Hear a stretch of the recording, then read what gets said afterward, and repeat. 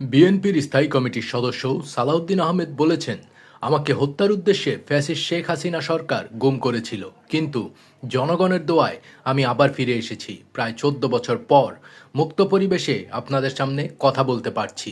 আজ বুধবার 3 ডিসেম্বর নিজ এলাকা পেকুয়ায় নির্বাচনী জনসংযোগ করতে গিয়ে তিনি এসব কথা বলেন। তিনি আরও বলেন, আল্লাহর দরবারে হায়াত ছিল বলেই আল্লাহ রাব্বুল আলামিন আমাকে বাঁচিয়ে রেখেছেন। আপনাদের দোয়া বারকাতে ইনশাল্লাহ গণতন্ত্রের বিজয় হয়েছে, ফ্যাসিস্টের পতন হয়েছে। এদেশে আওয়ামী বাকশালী ফ্যাসিস্ট গোষ্ঠী দেশ থেকে পালাতে বাধ্য হয়েছে।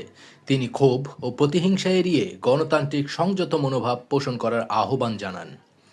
সালাহুদ্দিন আরও বলেন, গণতন্ত্রের পক্ষে জনগণকে ভোট দিতে হবে এবং এদেশে গণতন্ত্রের প্রতীক হচ্ছে ধানের শীষ। তাছাড়া তার অনুপস্থিতিতে স্ত্রী অ্যাডভোকেট হাসিনা আহমেদকে বিপুল ভোটে বিজয়ী করার জন্য জনগণের প্রতি কৃতজ্ঞতা জানান সালাউদ্দিন আহমেদ।